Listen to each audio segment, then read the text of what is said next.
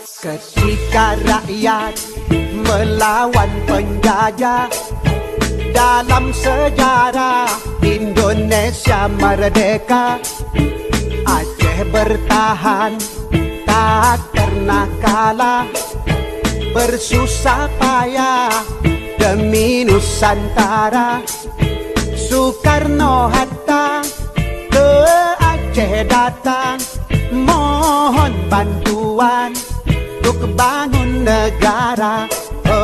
Rakyat menyumbang 2 kapal terbang, cikal bakalnya PT Garuda.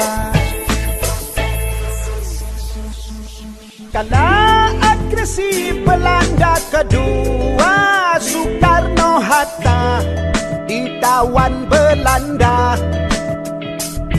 Mr. Safrudin Prawira Negara kendalikan RI di Aceh Sumatera.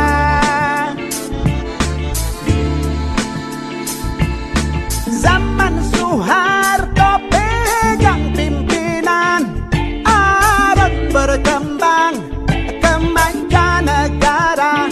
Oh, seluruh provinsi dapat bagian hasil gas alam di Aceh Raya.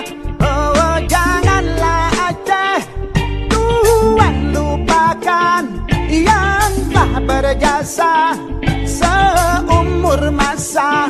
Oh, cinta yang ikhlas mari wakafkan, negeri yang aman, rakyat sejahtera.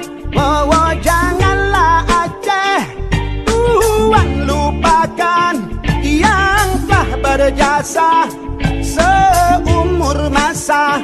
Oh, cinta yang ikhlas mari wakafkan, negeri yang aman, rakyat sejahtera.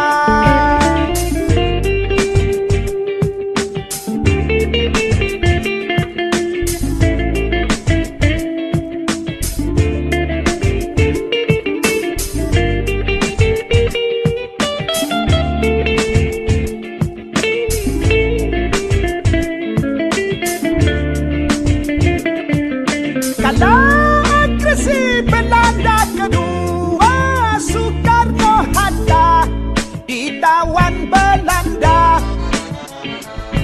Mr. Safrudin Prawira Negara kendalikan RI di Aceh Sumatera.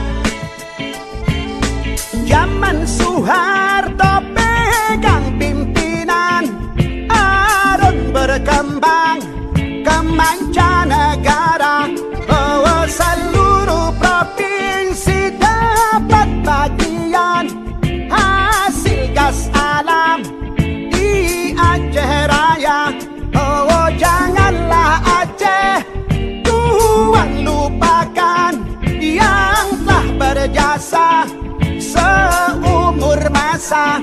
Oh, cinta yang ikhlas mari wakafkan, negeri yang aman, rakyat sejahtera. Oh, janganlah Aceh Tuhan lupakan yang telah berjasa seumur masa. Oh, cinta yang ikhlas mari wakafkan, negeri yang aman, rakyat sejahtera. Oh, janganlah Aceh Tuhan lalaikan yang telah berjasa seumur masa. Oh, cinta yang ikhlas mari wakafkan,